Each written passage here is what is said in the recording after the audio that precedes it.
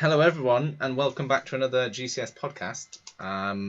We are here today with the lovely Sara Payan, who is a formidable character in the American cannabis industry and a pioneer of the Californian cannabis industry as well. Sarah is a educator, an activist, a communicator, a policy advisor, a consultant.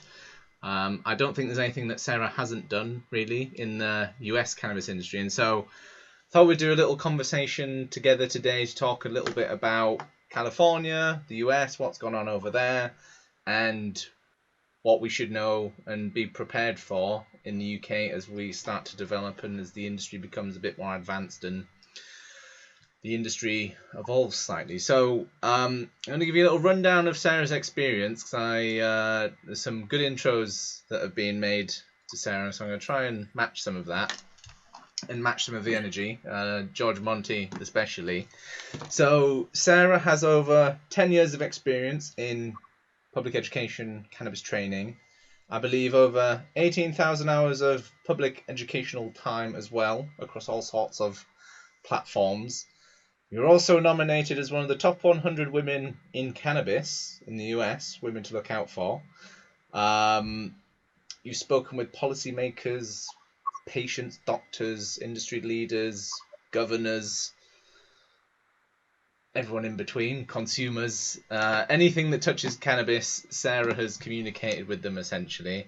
And she also has an incredible podcast called Planted, where she's spoken with 89 different guests from all across the cannabis industry, from all walks of life and all sorts of expertise. So Sarah's incredibly experienced and knowledgeable and is probably one of the best people we could possibly speak to learn about the cannabis industry in the US, what's been going on, lessons from California, and also her own experiences as a patient as well. And so we're going to start off, I think, with letting Sarah actually introduce herself to add to what I've put there. Because I've got all of Sarah's experience in front of me here, and I'm wondering whether, Sarah, I go through your list of experiences or whether you'd like to introduce us to those. I think it's maybe better coming from you, Sarah, as you've done all the hard work. I think it'd be nice for you to list all of your achievements and accomplishments and all of the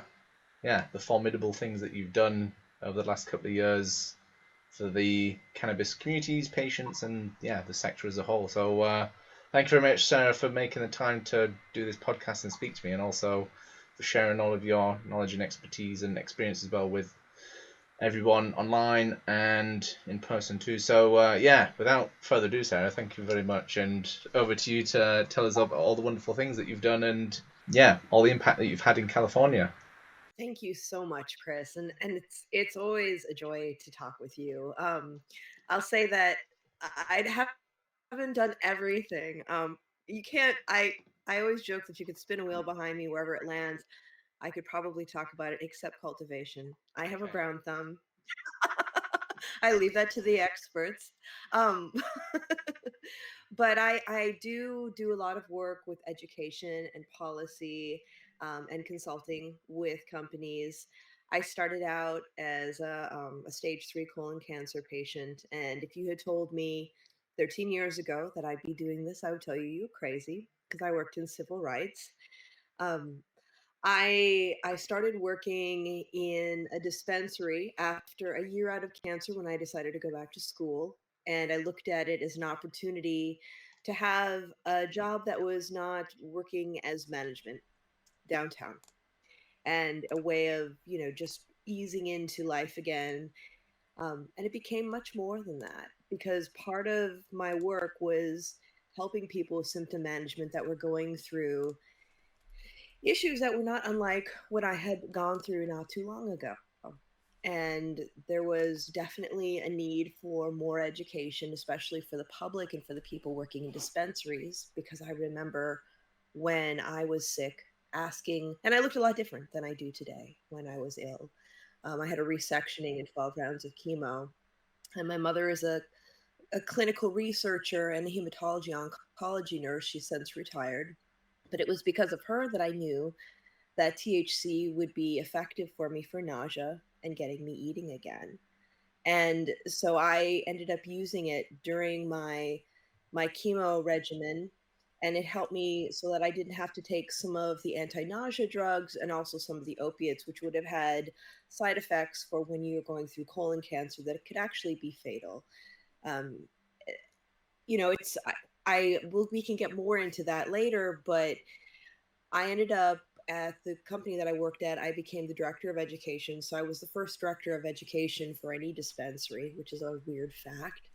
And then I created training programs for our staff so that they would be able to coach patients through the process and empower them with information so that they would be able to make informed decisions, but also to be able to talk to their physicians about what they're using, their experiences, because that's very important.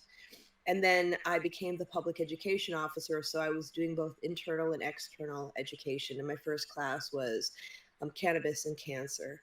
So really having conversations about symptom management, because one of the biggest mistakes that I made as a patient was taking too much of an edible and then going to talk to my oncologist about my Mm. chemotherapy. Oh And that gosh. was not, yeah, I had to cancel it. We were there. I all of a sudden realized I was extraordinarily high, and I looked at my doctor and I said, I can't have this conversation today. I have to come back later.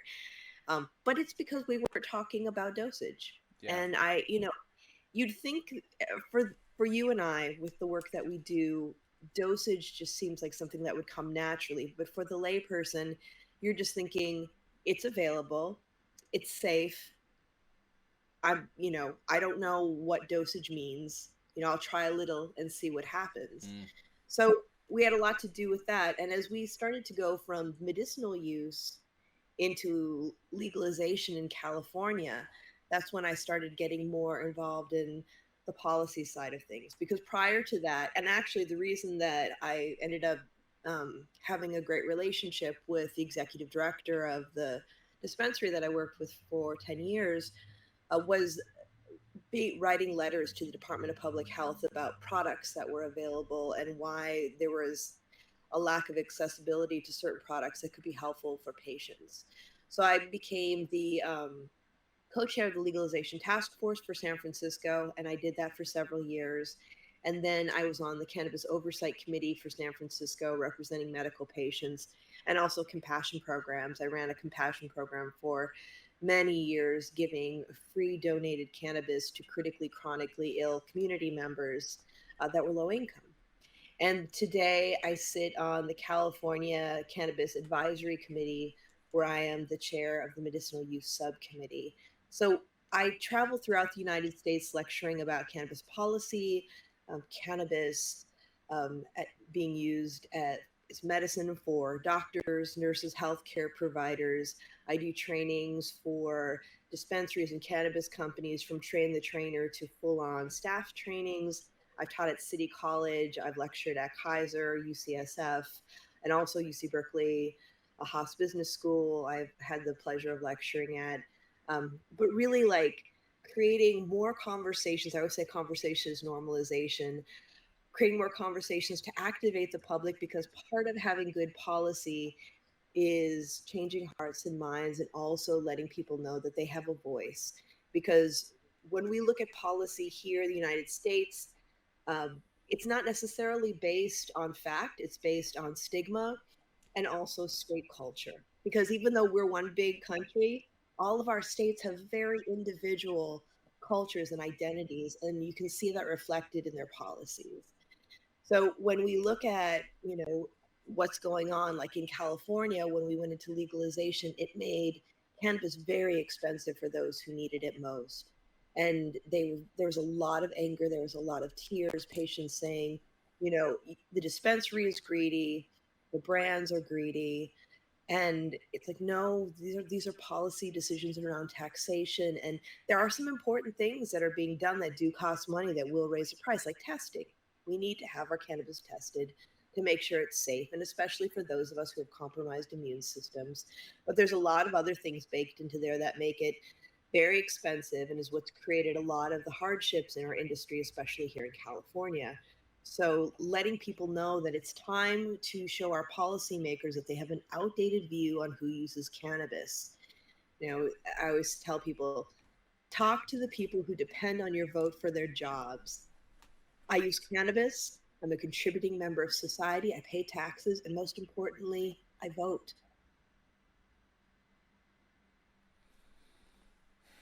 You mentioned there, Sarah, some of the task forces and committees. Yes. Those don't really exist yet fully in the UK in a impartial sense. There's a lot of different groups, but there aren't really any, I guess, government mandated or government established routes or communities where those conversations can be had and that there can be a sort of expert consensus. Everything seems to be quite either business driven or maybe not business driven, but quite isolated from each other. They're all going on separately, but there isn't a national committee as such or anything like that that's really trying to speak for everyone, if that makes sense. I know there's always associations and trade bodies, things like that, but could you paint a bit of a picture for everyone as to what those committees and task forces look like, Yeah. and how they're sort of structured, how they sort of work, and maybe people over here can see, these sorts of processes could be useful in the UK as well. Yeah. Absolutely. For San Francisco, we have our mayor, and then we have our board of supervisors. And the board of supervisors appointed, actually, it was a couple of supervisors that worked with people who champion medicinal use cannabis for the initial task force. And they created the task force, and then they put out a request for people to apply for the seats. And then you present in front of the supervisors why you want a certain seat and what your background is.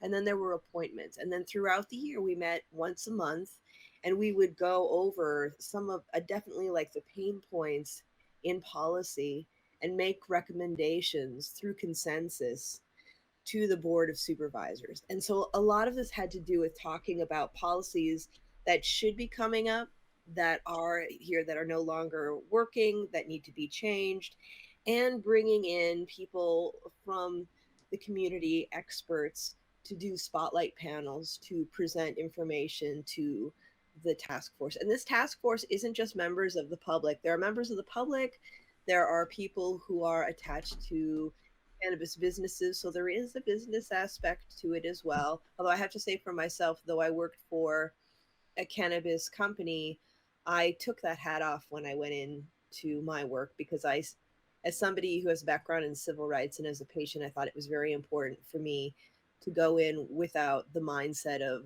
what makes a company money, but more so what serves the public Mm. and public interest, public health, public safety. But there was also members from the city family on this task force as well. We had the San Francisco Police Department, the fire department, Aha. um, the planning department, all these different groups and more. Even like the San Francisco Unified School District, because we had a lot of great conversations about youth access, but really trying to get all the players in our community together to have conversations about this, so that we can see where one another are and try to find a way to create policy where we're all on the same page. And mind you, we're human beings, so that doesn't always happen, but we did come up with some really great policy recommendations for the city that they did take on. Now, when we're looking at something on a state level, it's a little bit different, because it's the Department of Cannabis Control that is making the appointments Right. for the committee. And so, we know taxation is through the roof, but that's not really we can talk about it in committee, but we can't really make a lot of recommendations, because that's something that we need to lobby with, representatives, um, and have them actually put that forward. So there's a lot of community building, there's a lot of outreach, and there's a lot of lobbying and at a state level to create change.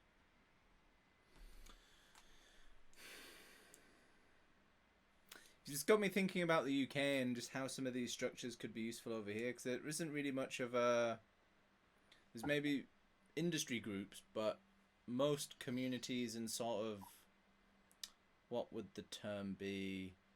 Mm, municipalities almost in the UK don't really have, it's not on their radar in the slightest. Most councils are typically looking at which roads need replacing or which Christmas lights should we put up this year. It's not really.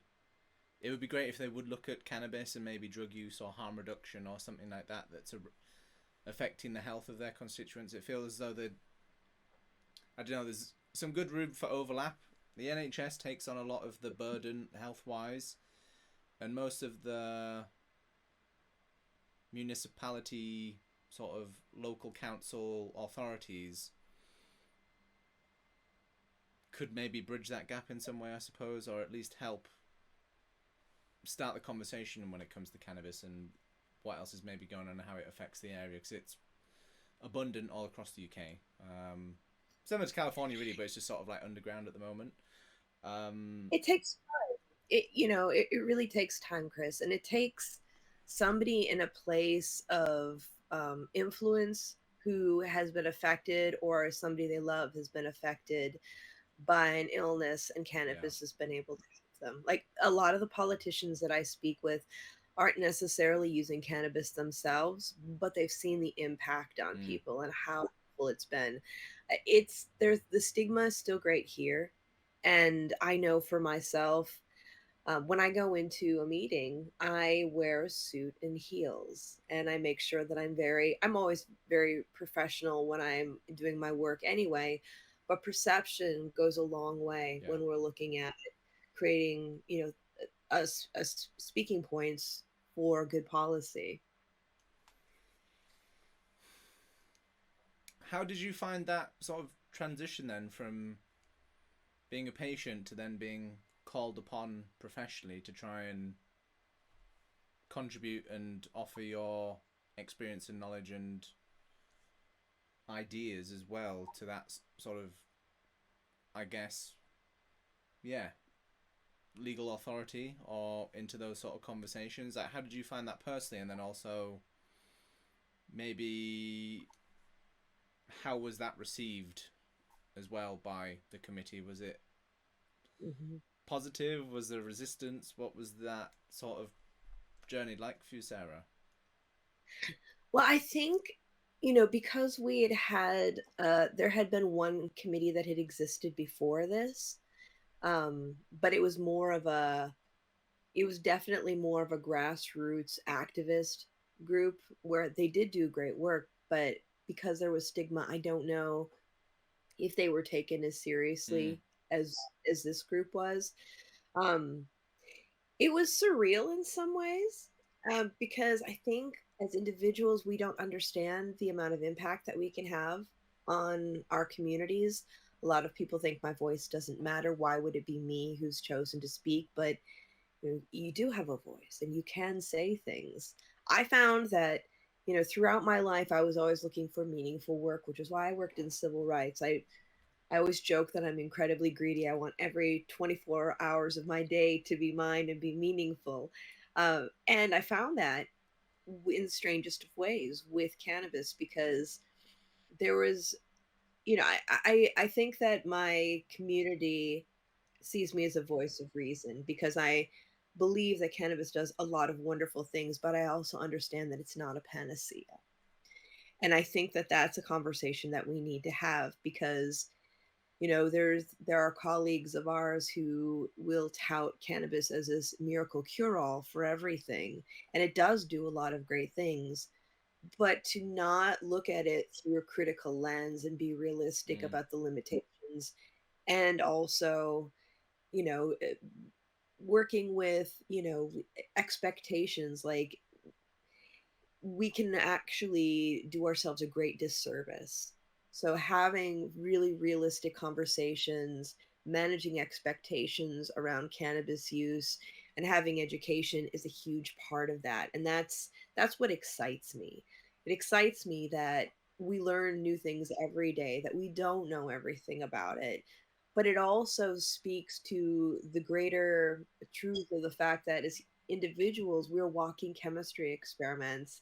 And so, with the thousands of people that I've worked with, you and I know that there are certain things about cannabinoids and modes of use that there are reactions across the board that are generalized. Most people behave this way with it, but then there will be the anomalies, and whether it has to do with, neurodivergence or different things with our digestion or, different times of life with our hormones, that all comes into play. And that's what really excites me and keeps me engaged in the work, along with the fact that there are cannabis can be an alternative to a lot of pharmaceuticals that can cause harm.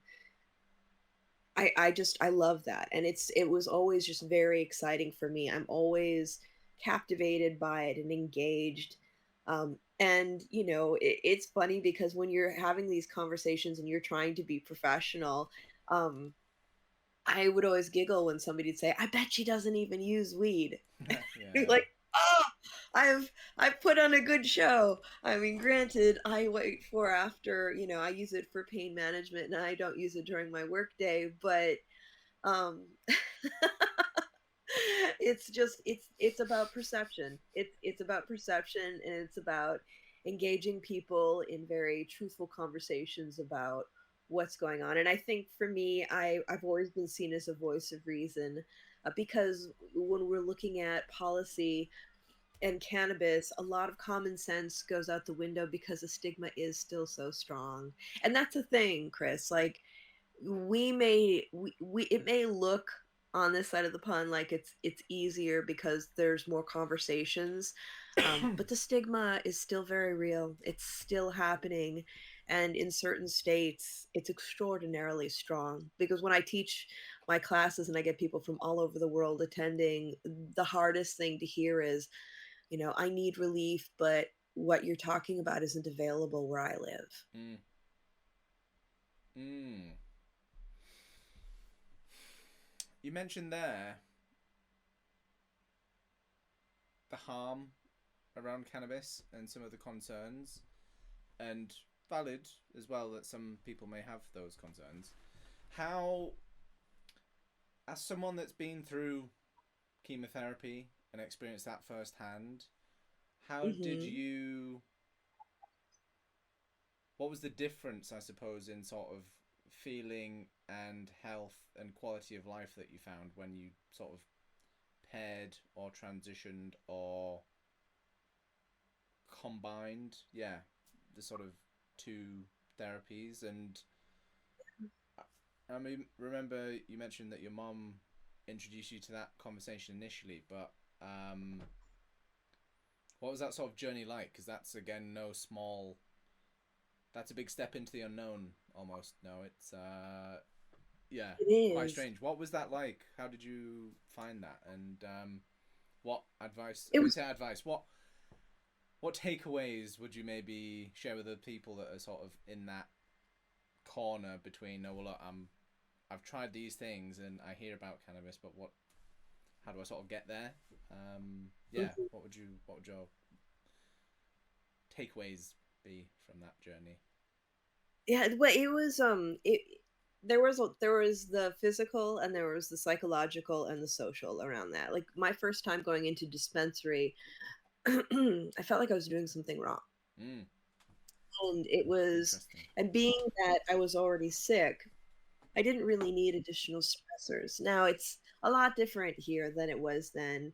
Even though, like, the dispensary I went to, the people were lovely, and it did end up being a safe place, but because of the stigma, I was very nervous about going. I was nervous about what kind of questions I could ask. It's a much more open environment than it was before. But I actually used it prior to going into chemotherapy because I had a resectioning of my colon. I had a tumor that was the size of a lemon that they took out, and I was on opiates. Crikey. For pain. Yeah. And I'm one of those people that when I was younger, I smoked cigarettes and the doctor told me to quit, and I just quit. Like, I've Wow. never had Okay. an issue with substances. And my friends who were smokers were like, "I don't know how you did that. I just did. That's Mm. just how my body is." But with opiates, after using them for 2 weeks, I felt withdrawal symptoms, and that was frightening because I'd never experienced that before. I was able to use cannabis to help me not only with the pain management, but also so that I didn't have those nasty withdrawal effects, which were things like restless legs and just kind of feeling like a little wonky because my body was wanting these opiates after only 2 weeks of using them. So I was able to actually make that transition much easier. Gosh. And then yeah. And you know, when we are going through chemotherapy, once we are in our regimen, a lot of times we'll have like anxiety and anticipatory nausea before we even go into the chemo suite. And to be able to use things like THC and CBD to help alleviate that is incredibly helpful.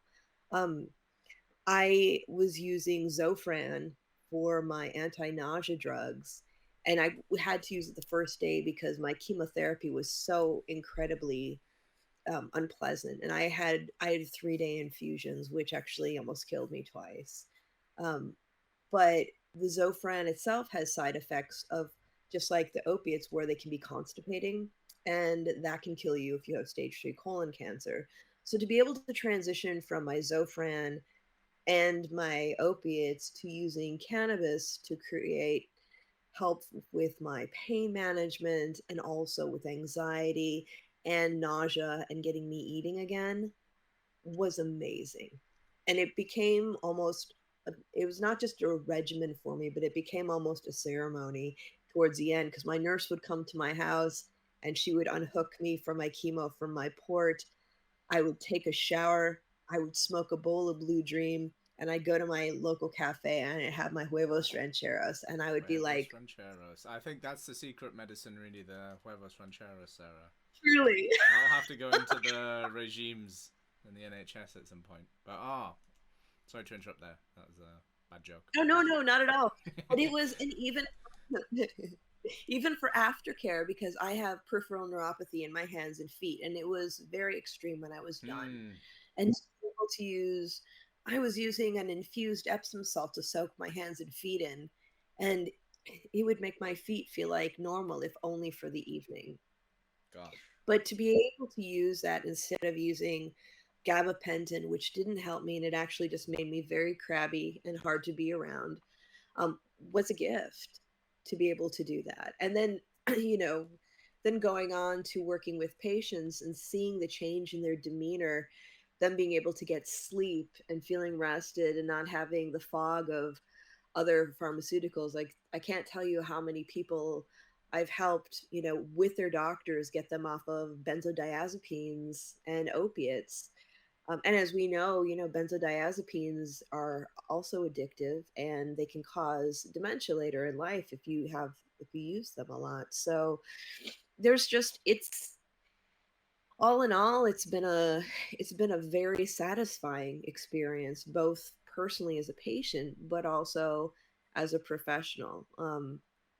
Just being able to help people, but also having the conversation that even though we create our own endogenous cannabinoids, not everybody does tolerate phytocannabinoids. Yeah. And then, and that's okay, you know, because a lot of times when we think something isn't right for us, it can't possibly be right for anybody else. And so I think that these conversations speak to a greater conversation about worrying more about what works well for us and not trying to stop other people's access if it works well for them. It's another tool or weapon in the arsenal, really, isn't it? In the medical toolkit, should I say, that isn't, Truly. again, the be all and end all, but it's another direction from which to maybe approach different symptoms and diseases that for some reason is incredibly taboo. Um, Yeah. And even like my 86-year-old mother-in-law was walking, her neuropathy was so bad that she was using a walker, and I got her to soak her feet in the Epsom salts. She's never been interested in cannabis. She doesn't even have to use a cane now. wow, okay. And she took the bag to her doctor and she's like, "This is what you should be telling people to use." And her doctor took a picture of it and took note of it. And I really appreciate the medical professionals out there that do have an open mind and really are looking at, you know, what's working best for people and how we can in many ways, get big pharma out of the picture. And it's not to say that pharmaceuticals are all bad or that there's anything wrong with allopathic medicine. There certainly isn't, but we need to start approaching it in a more holistic way. And certainly not demonizing anything that isn't a pharmaceutical drug. Like even diet seems to be oh, you can't change your diet because that's too crazy of an intervention. Well, it's just like food is your daily medicine. If you put in toxic things, you get toxic responses. If you put in good things, then happy body and happy mind as well. Yep, it's all about the balance. I'm sorry to keep going back to chemotherapy, Sarah, but I No, not at all. have to. People hear about chemotherapy and often see it secondhand through family members or friends that go through that experience. If you had Mm. to try and describe the feeling of chemotherapy, um, is there anything that you would compare it to, or is there anything else that you've experienced that's sort of like chemotherapy in a way? It's like the worst flu you ever had. And that was pretty much what my mother told me when I was preparing. I was terrified. Mm. And even more so, you'd think it would be a good thing that my mother did the clinical trials on the chemotherapy regimen I did, but she knew the good, the bad, and the ugly. And Mm. so, being that, like we were talking earlier, we're a very clinical family. I come from one side of my family is all nurses, the other side is all doctors. So we don't pull any punches when we talk about these things. And so I drove my poor oncologist nuts because I was like, so I heard I could go blind with this, and he's like, who told you that? It's my mother who did the clinical trials of FOLFOX5, and he's like, well, it's not as common, and she's like, yeah, actually. It is. They really need to tell you everything that's going on. But it was, I mean, I had strong reactions to it from my very first infusion, and it progressively got worse.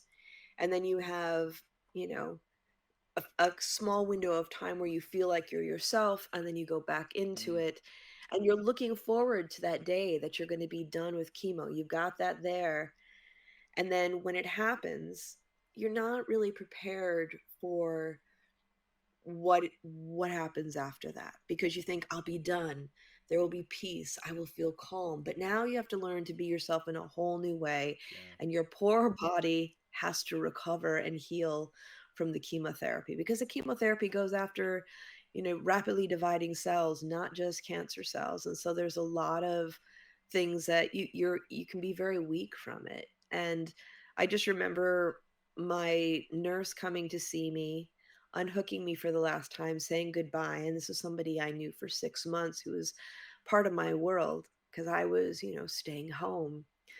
And I thought I'd be just full of joy and energy when it was done. But I actually sat down after she left, and I had the biggest cry, because it's like, well, what now?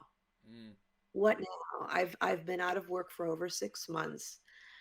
I don't feel good. I feel like I did the last time I had chemo. Actually, it was a little worse because my neuropathy didn't go away at all after that. And nobody has that conversation about the psychological impact of picking yourself back up and getting back into life in a whole different way. And, for me, I was very lucky. I survived it, and it was a gift because it brought me to my heart's work. And that isn't the story for everybody. Once you sort of found a way of using cannabis products and medicines, I suppose, in a way, um, going from that not knowing what to do point in your life, what was then that journey like once you did find cannabis, and how did that sort of transform the quality of life from what you thought you could get to what you did end up getting? Like, yeah, the two options with regards to quality of life, your perception of maybe, oh, I'm never going to get healthy again, perhaps, Mhm. or this could, I'm going to fully recover. What role did, I guess, cannabis play in that role, or in that journey for you, Sarah? It it played a huge role because I dealt with a lot of depression and anxiety afterwards. And the one thing that I'll note for people, if you are using cannabis and you're dealing with depression, you also want to be very cognizant of your dosage, what you're using, because cannabis is biphasic. Large amounts sedate, smaller amounts tend to activate. So if you're feeling blue, you really, it's not that you can't use cannabis, but you should keep your dosage lower, because you don't want to exacerbate not wanting to go anywhere or be with anyone. But I found that, like, especially CBD ratios, which started to come out, we started having more conversations about that during my first year out of chemotherapy, were incredibly helpful for helping with anxiety and just getting back in my body. And actually, just it's for somebody who has never had to stay home and be sick and be afraid of like going out into the world and maybe feeling sick when you're out. It's it's almost like medically induced agoraphobia, where you're like, "Oh, can I deal with people? What if I'm out and I start to not feel good?" Because you dealt with that through Yeah. treatment. And using cannabis can really help with dealing with those kind of anxieties, and also just the aftercare with pain. It's really great for that. So I felt that it helped me get into a frame of mind where I could deal with social situations and get back into work. And a year out of chemo, I went back to school and I was working at the same time, and it was very, very helpful for that. Experience the future of cannabis with Global Cannabinoid Solutions. Why GCS? Because we're here to revolutionize the cannabis industry and lead the way into a bright, green future. Knowledge is power, and we've harnessed it to supercharge innovation and drive progress in the industry. At Global Cannabinoid Solutions, we're applying cutting-edge scientific know-how to provide you with game-changing solutions right now. Our scientific expertise has already fueled medical research and innovation. Now, we're taking that knowledge to modernize and expand the influence of the cannabis enterprise. We're at the forefront of industry transformation and are driving socially responsible business practices. We're broadening perspectives and opening up new business opportunities. Our mission is to unite knowledge, disseminate it far and wide, and fuel industry growth with principles of modernization, applied science, innovation, acceleration, and social responsibility. Our vision: unleash evolution. At Global Cannabinoid Solutions, we're questioning the status quo. Are you leading the industry, or is it leading you? Is your understanding of cannabis science holding back your company's progress? We're here to reinvigorate the cannabis enterprise with the strategic application of cannabinoid science. We work hand in hand with the cannabis industry to validate and optimize enterprise using expert insights into the science that underpins it. We operate on a global scale, maximizing your investments in both time and money. We're here to galvanize businesses and their leaders, equipping them with the knowledge they need to navigate the challenges of the 21st century. Like an F1 pit crew for the cannabis industry. Everyone knows F1, but not everyone can drive the race car. Most people are observers, fewer drivers or engineers, and very few have the knowledge to innovate and engineer these high-speed vehicles. That's where we come in. Global Cannabinoid Solutions is the pit crew for the cannabis industry. We bring forefront knowledge and science to the cannabis industry racetrack, helping you stay ahead of the curve. Science and sustainability: lead the pack. We're here to help you lead the pack, collaborate instead of competing, innovate and differentiate, and take the lead in the industry. Don't let the industry lead you, lead the way with Global Cannabinoid Solutions. Experience the future of cannabis with us. Visit our website at cannabissciencetraining.com and discover how we can help you build a race-winning vehicle for change. cannabissciencetraining.com. I guess this sort of brings us on to the product side of things then, Sarah. Like, what, since when you first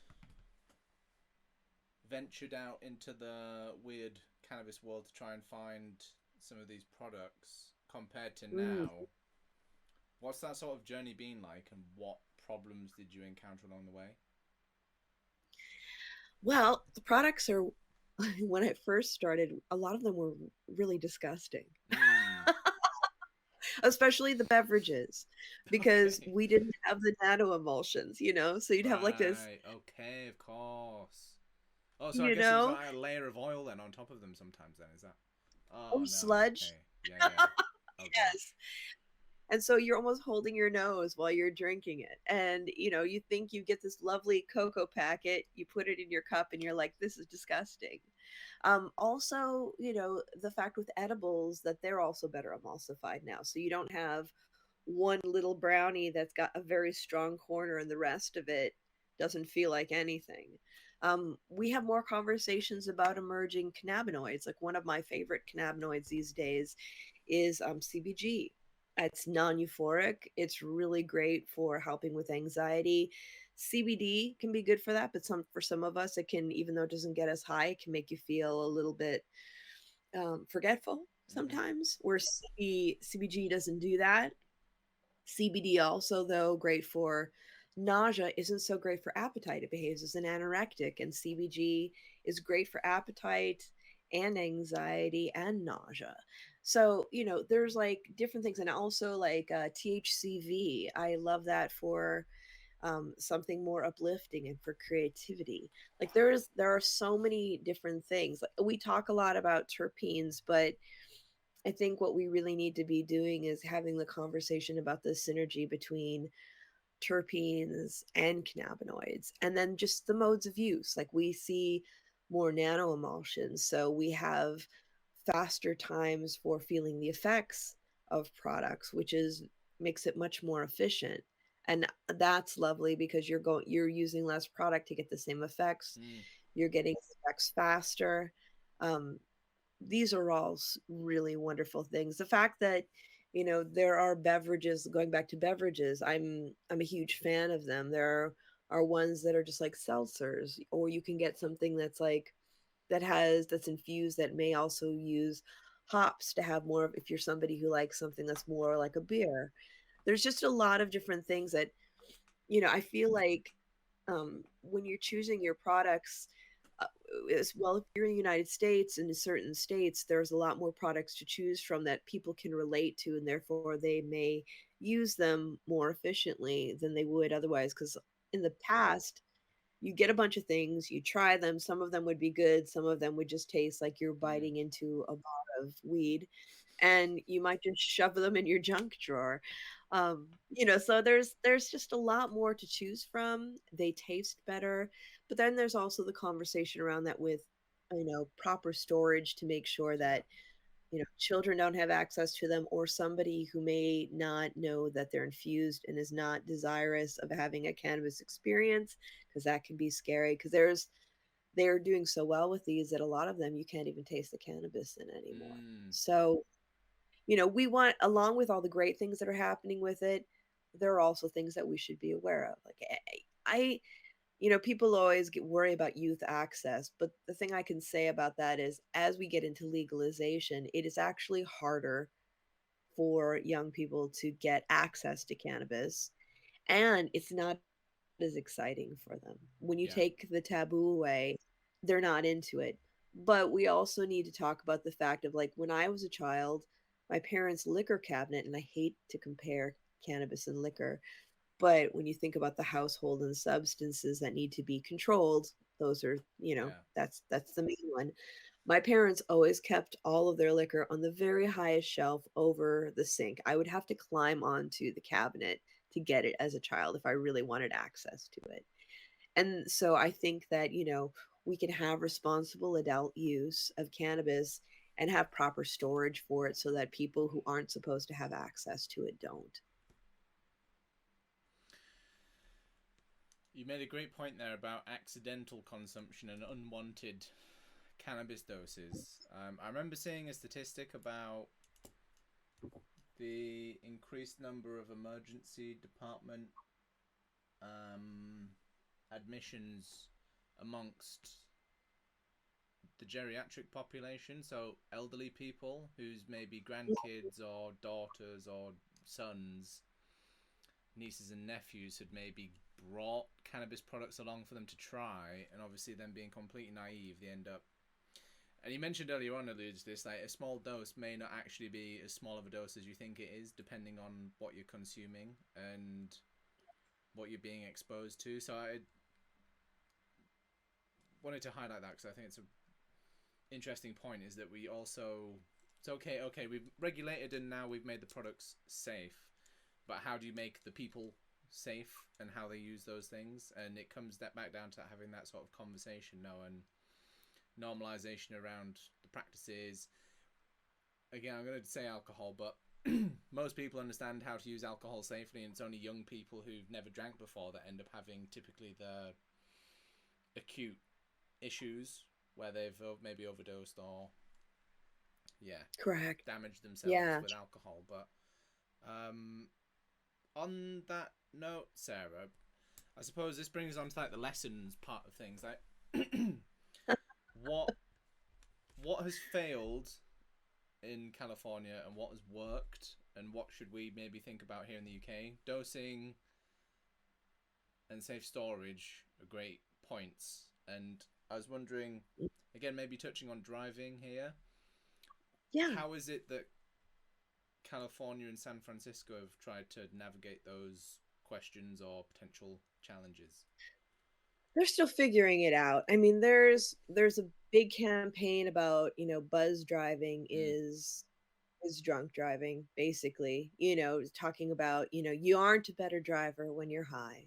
yeah, If you have taken cannabis, it's impaired driving. Uh, those are the conversations that we're having. But we're also having the conversations around, well, if somebody is using it medicinally and the dosage for them isn't a dosage that actually gives them euphoric effects, how do we gauge that if somebody gets pulled over for, speeding or what have you, and they do testing and they find that you have a certain amount in your bloodstream? Like, how do you correlate the amount you have in your bloodstream with how intoxicated you are, because it is yeah, different than alcohol? So we're working on that. I think that, talking about the fact that body mass doesn't have anything to do with your tolerance. I'm a petite person. I have a moderate tolerance. My husband is a very large man, and he is my two-hit wonder. okay, It's very different. And I think that I always talk about creating a safe container for experimentation is huge. Because I've known people, with the thousands of people that I've worked with, that have had highly unpleasant experiences on a 30-to-1 ratio of CBD to THC. I've mm, four of them. I keep it on one hand, but they did. And so, how do we keep all of these people safe and have pleasant experiences for them? I always talk about journaling. Not making a novel or anything, but from day to day, our body chemistries change, and that also dictates how we react to everything we put in our yeah, bodies. So before experiment with a product, write down how you're feeling mentally and physically that day, and then keep track of how much, what product you're using, how much of it you've taken of it, and breaking it down to how many milligrams of THC, CBD, or whatever's in the product is there. And then make note of how quickly you start to feel the effects. And then, what did you like about it? What did you not like about it? What did you wish would have happened? Or even doing a scale of 1 to 10, but capturing that information so that you can figure out what works well for you. Because the key is to find the ideal ratio at the lowest volume that creates a desired reaction in the body. And we don't learn that unless we keep track of our experiences. Because I can't tell you how many times people have come to me, because though I don't work in a dispensary anymore, I still do consultations with patients and work with their doctors. And they're like, Sarah, I'm trying to use cannabis for symptom management and it's not working. And I ask them what happened, and they look at me, they furrow their brow, they're very frustrated. They're like, I don't know, Sarah. All I know is that it didn't work. So being able to break it down into these very simple steps for people to be mindful of it. And I think that it's a good thing too, because it's not just cannabis that we need to be mindful about. Everything we put in our body creates a reaction. Like when you were talking about nutrition, mm, yeah, yeah, food is medicine. So, if you're feeling edgy during the day and you're drinking 3 of these, maybe you need to cut it down. I just do one. But it's I'm also not going to judge if somebody does more. It's what works well for them. But really, like, having those real conversations around it is incredibly important. And so those are some of the things that on a state level I've been trying to talk about more and encouraging more education on a dispensary level, because like where I work, the training programs that I had put together, people were applying to work at our company just because how rich the education was, and there weren't other companies Mm. that were at the time. And now, there's, I think one of the biggest mistakes that we've made is that we have started putting it into looking at it as more of a consumer packaged good with, you know, formula retail. And so people who are spending 8+ hours of their day at this job of their life Yeah. don't know anything about what they're working with. And then I have, healthcare professionals that will tell me, well, they're not doctors, they're not healthcare professionals. Well, of course they aren't, and they shouldn't be dispensing healthcare information, but they can give information about the products and how majority of people have responded to it, so that people can take that into consideration when they do their own experimentation, and it's something that they can take to their physician to have a greater conversation.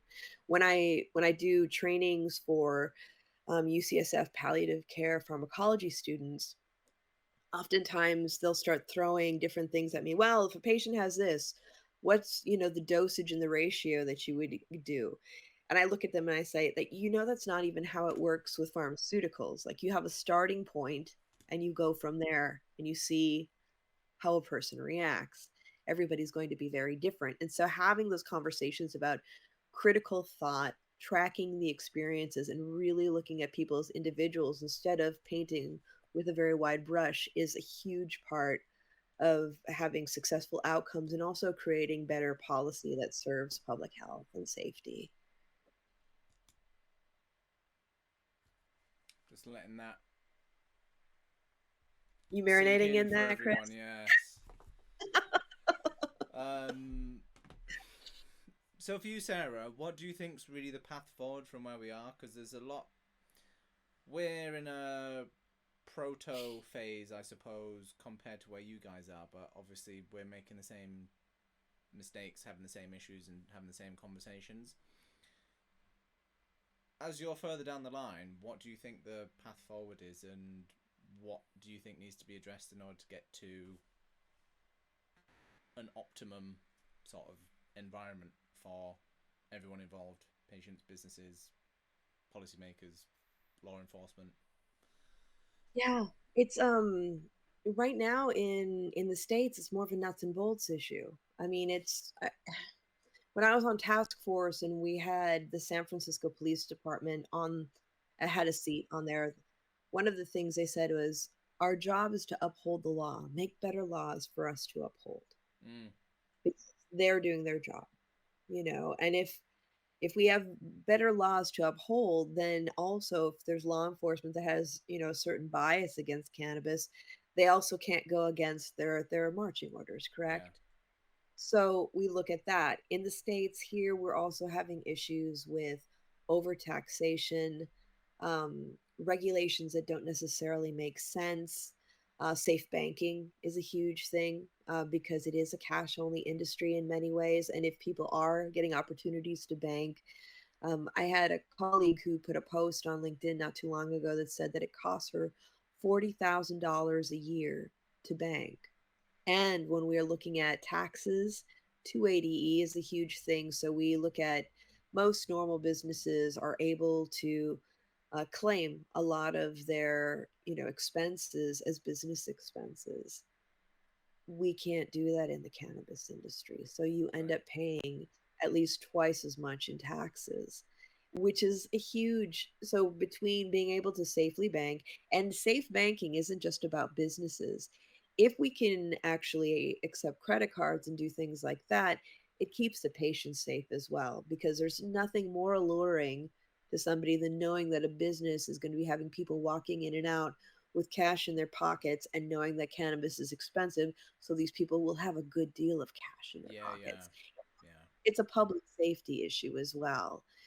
So there's a lot of stuff around the business side that could be changed to create, a more robust and safe industry, and also, really supporting more of the small businesses, because when we look at cannabis, yes, you and I look at it from the aspect of the patients and patients' rights and how to give people richer lives that, cannabis can help in a lot of that. But we also need to look at it's an industry like any other, and it can actually create generational wealth for people. The larger businesses, there's room for both, but they are not going to be investing in the communities that they're serving. Small businesses do. And when we look at generational wealth and how that helps from generation to generation to succeed, to be able to go to school, to buy homes, to start businesses of their own, it's a huge opportunity for families to be able to branch out and do other things. You know, you don't always think about a business as being part of a family, but when they are smaller businesses, they are. Mm. And before, when I worked in civil rights, I also worked for a nonprofit that talked about how do we help people get a leg up so that generationally their families are strong and prosperous. And most of us who have been lucky enough to have families with generational wealth know what it's like to have a tight time, but to be able to have somebody in your family that's able to prop you up and help you and support you in endeavors. This is a great opportunity. It's another opportunity for people to be able to do this, as with any small business in an industry.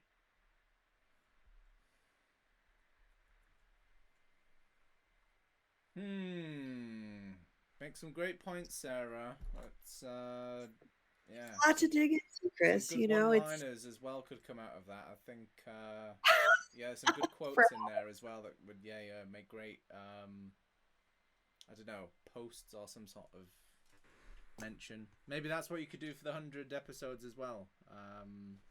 right. I know. But I mean, that's something that should make a council person happy to think about, their community being strong and having abundance. And in the end, then, when you look at taxation and supporting your municipalities, it only makes that stronger as well. There's a lot of You know, other dimensions to it, isn't there, that people maybe don't consider. This thing, oh, cannabis dangerous, not realizing that there's a whole social opportunity there as well that could be benefited that's from. it. And cannabis is, the dangers of cannabis have a lot to do with social constructs. The dangers of cannabis are we have a lot of people in jail suffering, and then they may come out of that doing things that are way more illicit than selling Mm. cannabis.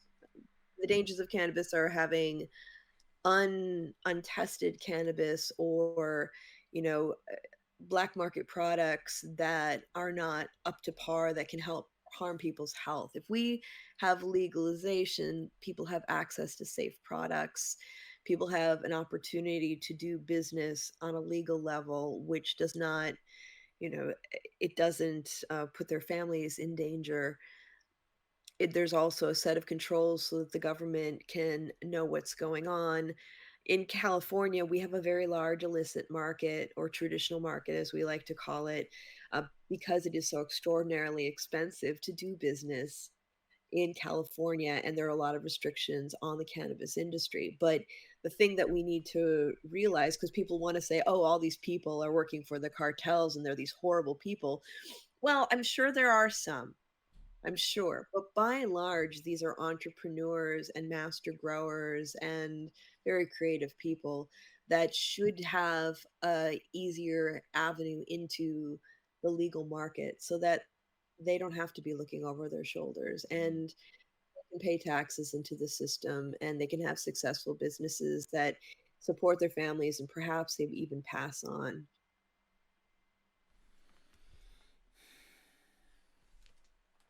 In your conversational journey, Sarah, as you've sort of had this conversation with nearly 100 people now on podcasts and interviewed people all with their own similar expertise, experiences, and perspectives, what Hmm. have been some of the what have you found from those people? What have you learned from those people? And what's really stood out to you after speaking to yeah close to 100, or doing close to 100 different podcasts anyway, and different interviews with people. Obviously, Oh, notwithstanding all of the patients that you've spoken to and different policy advisors, but just going off of your podcast and everyone that you've had on there, yeah, how could we benefit, and what could we learn from having 100 conversations ourselves? What should we know? I think yeah, gosh, I can't believe that we're on the 89th episode. It's been a wild ride. There are a lot of different lenses that we have to consider. And, it goes back to the hashtag I like to use: conversation is normalization. I've spoken with, policymakers, researchers, physicians, people in our industry with cannabis companies, rock stars. I've had David Crosby on, and I had Little Steven from Bruce Springsteen's E Street Band on.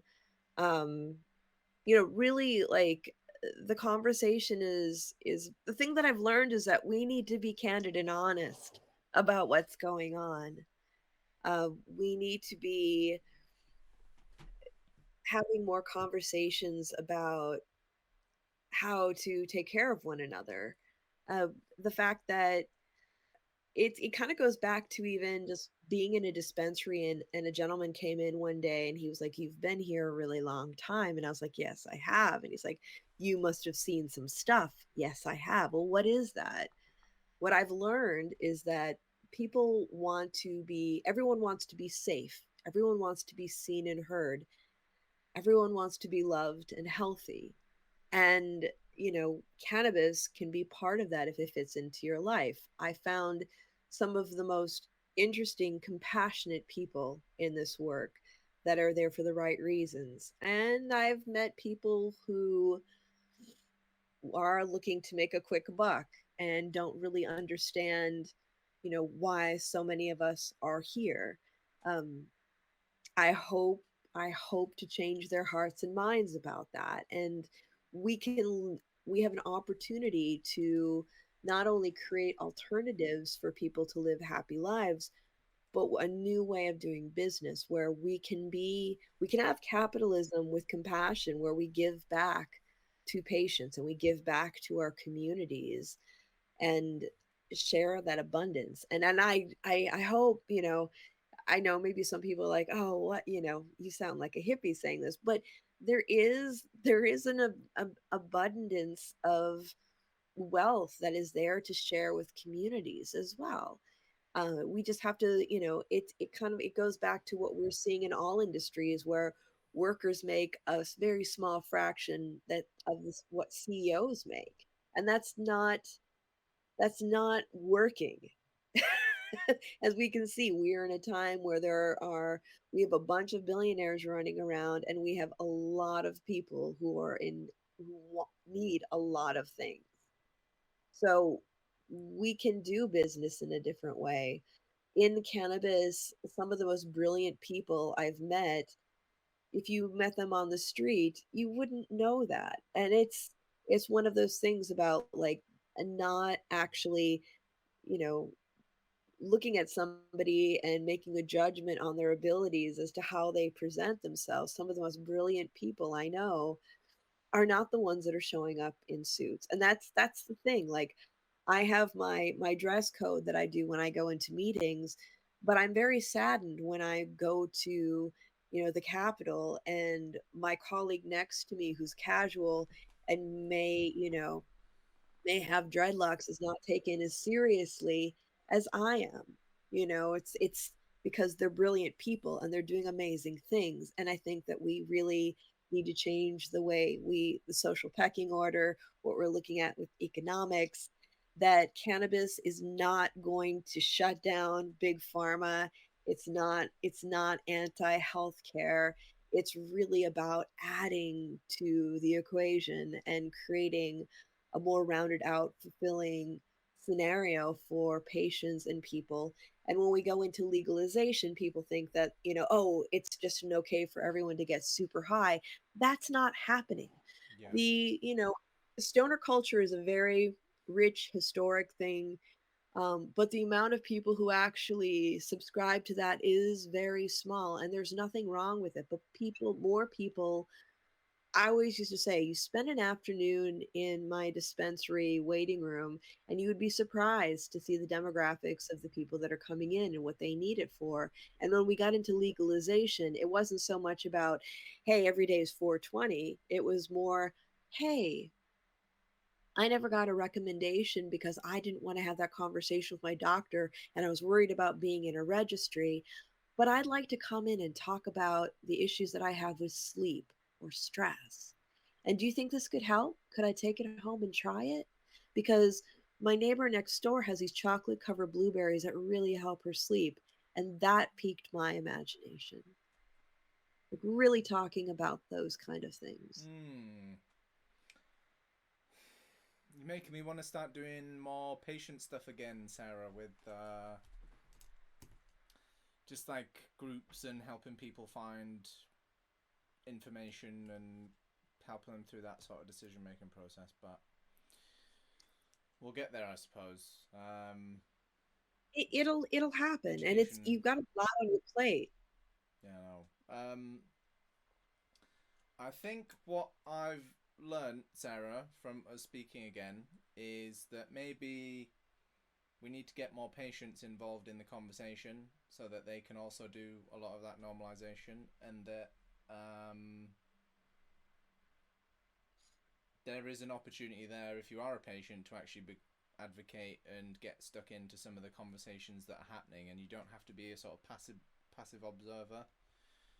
You can get involved, you do have a voice, and there's things that you can say and do, and I think you're a great example of that, Sarah, and I'd like to hopefully see more patients and people get involved and speak their minds, say what they think, and try and say things and have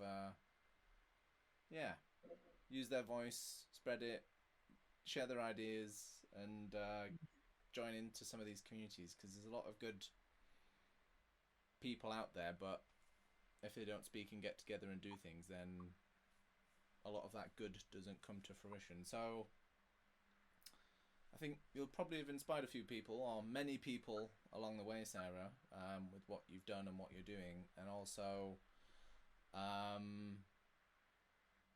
it's very nice to see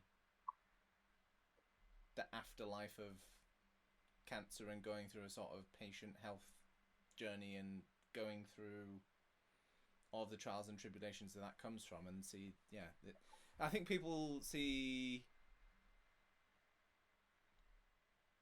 it can either be a sort of empowering thing, or it can be something that you feel as though takes your power away, I suppose, when your health goes, or when your health is sort of threatened. So it can be a very you can feel very powerless. And I think one of the things, like, I think you're right on with, I mean, on Planted, I talk about people getting involved because it is very important. It's important that the patient's voice is heard. It is the biggest reason that we have cannabis legalization in the United States, is because we had very brave patients, attorneys, and physicians that were willing to step up and be seen. But the biggest thing that I'll caution you about is not forgetting them when it's all said and done, because we're wrestling with that here now, where people are like, oh, we've gotten legalization, and all these companies that would, take patients and push them in front for policy stuff are now forgetting about them. And we can't, because they have not gone away. And they need our help more than ever. That's exactly where we're getting to in the UK now. And that's one of the things that frustrates me as well, is just that we sort of used and abused a lot of the patients to get through the industry decisions that we wanted to get there. And so it's maybe a good point to end on, Sarah, really. I think we should do a little plug of the Planted podcast as well, Sarah, and let people know where to find you. As per usual, I'll put all of the information in the description so that people can join in, have a listen to some of your conversations. Thank you. And yeah, so that people can find your services as well, business people that are maybe interested in working with you too. Would you like to give a little quick outline of Planted and Sure. what awesome services that you also offer to help facilitate the industry as well as some of those community conversations? Yeah, I'd love to. So if you would like to check out my podcast, it's called Planted with Sara Payan. I talk to, like I said, politicians, people in the industry, actors, rock stars, all sorts of people who have been influenced or are in cannabis in one way or another. And you can find it wherever you listen to your favorite streaming podcasts. We're on Google, Apple, um, Pandora, Spotify, you name it, iHeartRadio. And we're also at our home network, which is the Radio Misfits Network out of Chicago. You can find my website. I have two websites. The podcast website is called plantedwithsara.com. If you are interested in checking out my consulting work, and I consult with businesses, individuals, healthcare providers, that would be sarapayan.com. On Instagram, it's Planted with Sara or Sara Payan.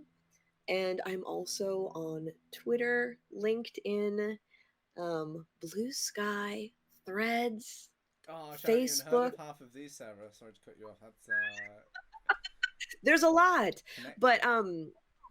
yeah, there's a lot of ways to connect. But yeah, please check it out. And I always love to hear from people and see what they think. And if there are people that they would love to hear conversations with, please reach out. Boom. Thank you, Sarah. It's been Thank you. awesome doing a recorded conversation with you because we always go on to different. Well, I wish I'd recorded half the conversations we've had, to be honest, beforehand, because as we said, we've talked about everything and everything under the sun. And yeah, thank you so much for making the time early in the morning to do a little podcast with me and document some of our conversation. And yeah, I'd highly encourage everyone who's seen this, watch this, to go and listen to and just check out some of the work that Sarah does, because she's very much a pioneer and has become a great example of what impact patients can have and people can have, and you don't just have to be a business person. There's a lot of opportunities there for humans and people that would consider themselves just normal people, I suppose, too. And so, yeah, thank you, Sarah. Thank you for all the incredible work you do. A little round of applause from everyone.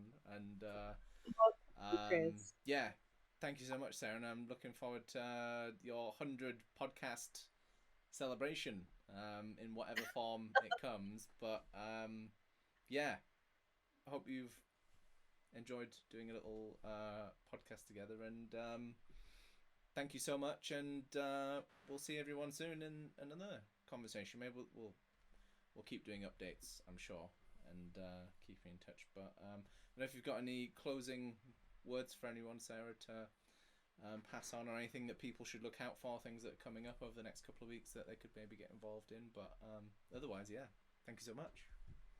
Oh, thank you. It's always a pleasure talking with you, Chris. And for those of you out there, just get involved. Get involved. It's a crazy world out there. Be good to one another. Stay curious. And please tune in to Planted with Sara Payan. There's a lot of work to be done, and you are a big part of that. Awesome, Sarah. Wicked. Well, thank you very much. Thank you, everyone, for listening as well. And we'll see you soon in another GCS podcast. So thank you, everyone, and we'll see you all later.